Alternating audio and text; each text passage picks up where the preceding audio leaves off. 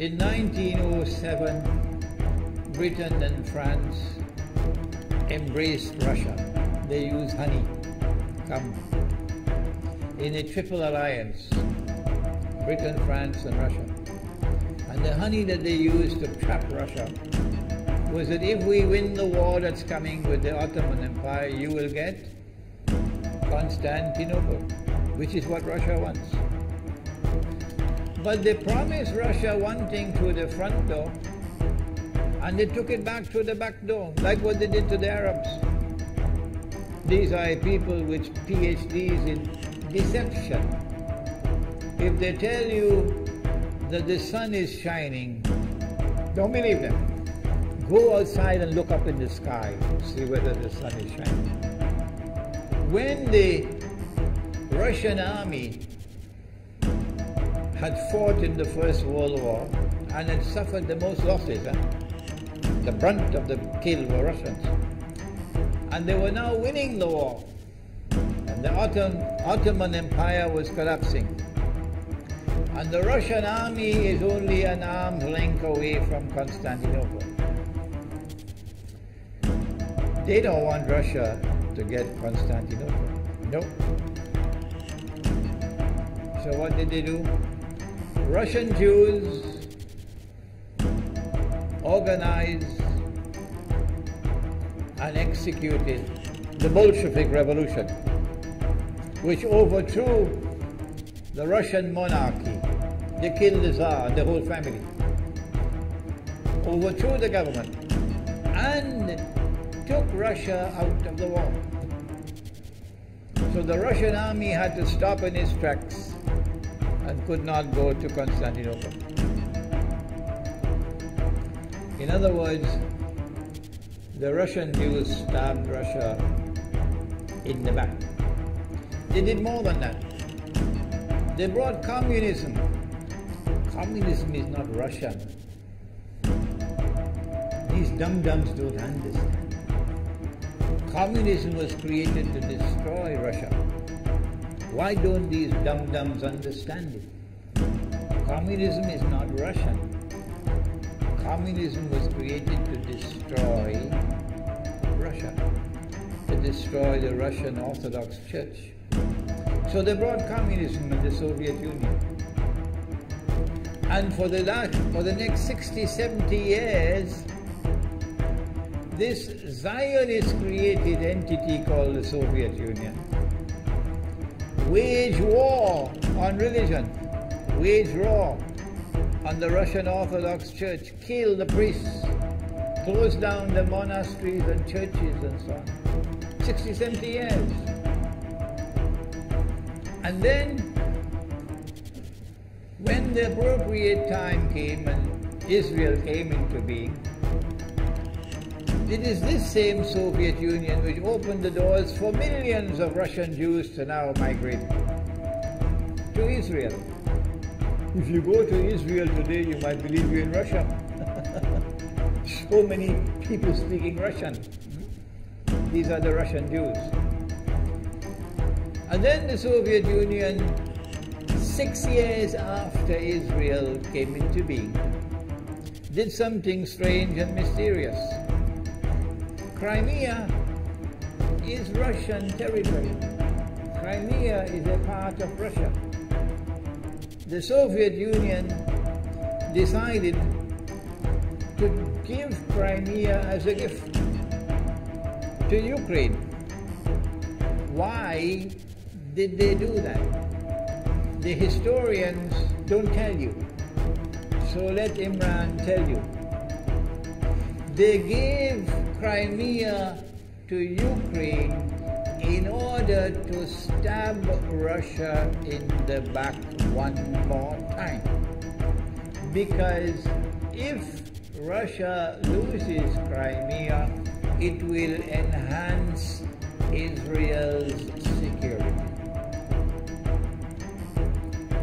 The Russian Navy is based in Crimea. And there's a straight line from Crimea to Constantinople. To get out of the Black Sea and to get into the Mediterranean Sea, you got to pass through the Bosphorus. And the city of Constantinople is located right there on the Bosphorus. So they gave Crimea as a gift to Ukraine. They never bothered to consult the people of Crimea and get their consent. No. They never bothered to seek the permission of the Russian people. No. But Washington doesn't want to hear that.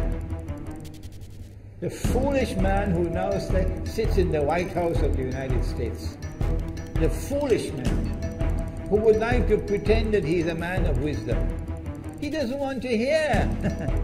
But what are the rights of the Russian people? Were they not violated? Do they not have the right to correct Iran and recover the territory which was unjustly taken away from them on Israel's behalf? Obama doesn't want to hear that. It's inconvenient for them. But in this masjid, we will expose whether it's convenient to you or not. They did more than that. Not only did they give Crimea to Ukraine, but earlier on they gave eastern Ukraine. Eastern part of it now eastern Ukraine was Russian. It was Russian. And the Soviet Union gave it as a gift to Ukraine. Why is it being given to Ukraine? Answer is that when the proper moment comes, the same people who brought the Soviet Union into being now have a method by which they can cause it to collapse. The method that they're using now in Venezuela, popular demonstrations, they did it in Egypt, they did it in Tunisia. They are masters of that. They did it with the Soviet Union. I used to think that the Soviet Union collapsed because of Allah's kindness. But I was wrong. No, it was the Zionists who brought down the Soviet Union because they didn't need it anymore. Like tomorrow they wouldn't need you anymore, Saudi Arabia. And they wouldn't need you anymore, Islamabad. When will you understand that? They just throw you to the dogs. You served them long enough. So they brought down the Soviet Union. Why? So that Ukraine might emerge as an independent state. That's danger for Russia. They've prepared the way. And now Ukraine emerges as an independent state. So the rope is around Russia's neck now. And from that day, when the Soviet Union collapsed, until yesterday, the relationship between Russia and Ukraine was always problematic. But the people of Ukraine still had the good sense and wisdom to appoint a government that was pro-Russian. The Zionists decided it's time for us to use our, the street demonstrations. And last October, November, December, the world witnessed Caracas all over again. And eventually, the Zionists got what they wanted. You have the money, and you can send in your special people, snipers who will kill, and so on, throw petrol bombs and so on. And eventually they got what they wanted. They created enough havoc. May Allah protect Malaysia from that. Ameen. Ameen. And the president of Ukraine fled. He's a democratically elected according to your method, Mr. Obama, according to your system. He's a legally elected president of Ukraine. And he had to flee. And these hypocrites in Washington and London and Paris who would like us to believe that they are honorable men. They are not. Instead of standing on the side of the legally appointed president and demanding the rule of law, they all showed their colors as hypocrites in immediately recognizing the new government in Ukraine. The new government in Ukraine is anti-Russian. That's what they wanted. That's why they brought down the Soviet Union, to bring in a Ukraine into being as an independent state, and then to eventually get an anti-Russian government in Ukraine. If